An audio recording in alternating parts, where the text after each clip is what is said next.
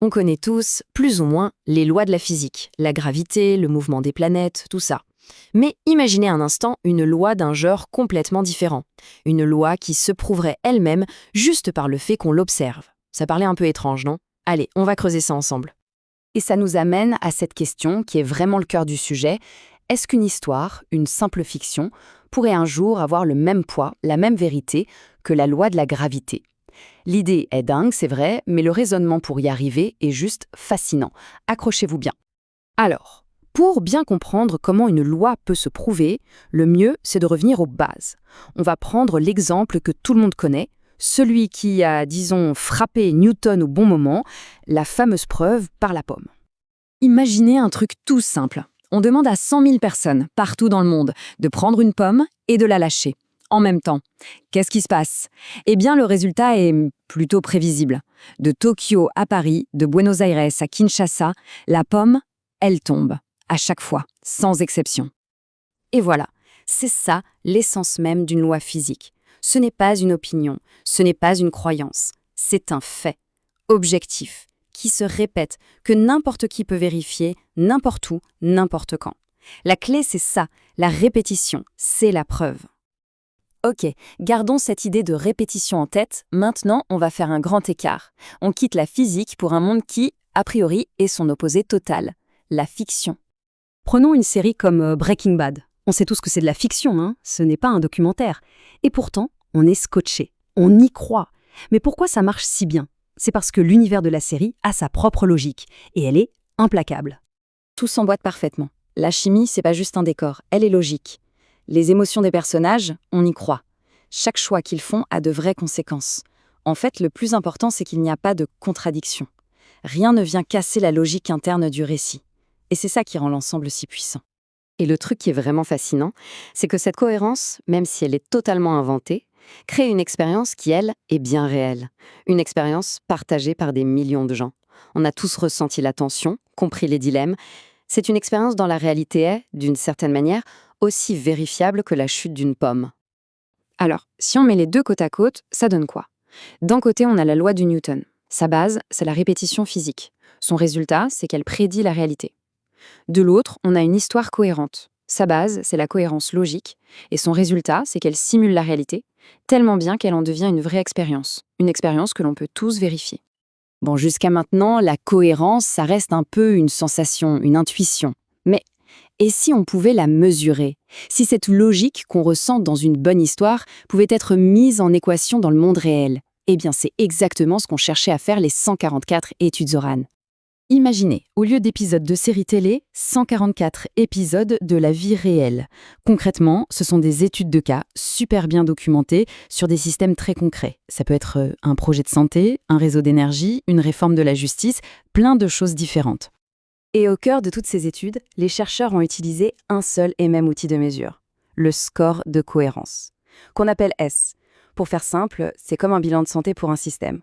Et il y a un chiffre magique. 1. Si le score S d'un système est supérieur à 1, ça veut dire qu'il ne fait pas que survivre. Il se renforce, il se régénère. En un mois, il devient plus vivant. Et c'est là qu'on retrouve notre pomme du début. Vous vous souvenez? La répétition, c'est la preuve. Et bien ici, c'est pareil. On a la même formule, la même méthode, qui s'applique à 144 systèmes qui n'ont rien à voir les uns avec les autres et qui donnent des résultats prévisibles à chaque fois. Là, on n'est plus dans une histoire, on touche au début d'une véritable loi. Mais attention, on ne passe pas de la théorie à la loi comme ça. Il faut des tests, des preuves solides. Il faut la confronter à ce qu'on sait déjà et la valider à très, très grande échelle. Première étape, et elle est cruciale, vérifier que cette nouvelle idée ne vient pas contredire les grandes lois de la physique qu'on connaît déjà, comme la loi de Carnot sur l'énergie, par exemple. Le résultat? Zéro violation. La théorie de la cohérence ne casse à rien. Au contraire, elle s'intègre parfaitement dans le grand puzzle de la science. Ok, ça passe le test de la physique. Étape suivante, le test de l'échelle. Est-ce que ce principe marche sur 144 cas ou est-ce qu'il tient la route sur des dizaines, voire des centaines de milliers de cas? Pour le savoir, ils ont utilisé un moteur de calcul surpuissant pour analyser tout ça à une échelle quasi industrielle. Et le moteur a mouliné 100 000 cas au total, c'est énorme. Pour faire simple, ces cas étaient classés en deux familles. D'un côté, des systèmes purement physiques, De l'autre, ce que les chercheurs appellent des systèmes phénoménaux. En gros, des systèmes complexes qui mélangent de la biologie, de la sociologie, de l'économie. Et alors là, attention, le temps qu'il a fallu pour analyser ces 100 000 cas, moins d'une seconde et demie, 1,42 secondes, c'est quasi instantané. La puissance de calcul qu'il y a derrière, c'est juste ahurissant. Pour donner une idée de ce que ça représente, ça fait plus de 70 000 analyses par seconde. Là, on n'est plus dans l'expérience en labo avec une blouse blanche, on est dans de la validation industrielle. La preuve est testée à une échelle massive.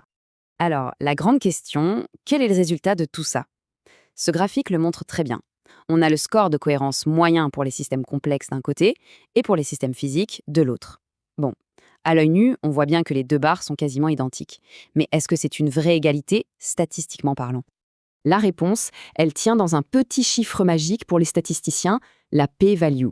Et ici, elle est de 0,84. Alors, sans rentrer dans les détails, en science, plus ce chiffre est proche de 1, plus ça veut dire que les deux trucs qu'on compare sont identiques. Et 0,84, c'est un score énorme. Ça veut dire quoi en clair? Ça veut dire qu'il n'y a aucune, mais alors aucune différence statistique entre les deux domaines. La loi de la cohérence s'applique de la même façon à un atome ou à une économie. C'est une loi universelle. Donc, récapitulons. On est parti d'une simple pomme qui tombe, on a fait un détour par une série télé. Et on arrive à une validation statistique à une échelle massive. Mais au fond, qu'est-ce que tout ça implique? L'idée centrale, la voilà. La cohérence, ce n'est pas juste une jolie idée, c'est le moteur même de la vie, de la régénération. Un système, n'importe lequel, qui devient suffisamment cohérent, devient automatiquement plus stable, plus ordonné, plus vivant. C'est peut-être ça la première véritable loi du vivant. Et ça nous laisse avec une question assez vertigineuse. Si la cohérence d'une pensée ou d'un système a le pouvoir de rendre le monde plus vivant, alors la qualité de nos idées, de nos histoires, de nos projets, tout ça n'est pas anodin. Ça devient un acte créateur de réalité.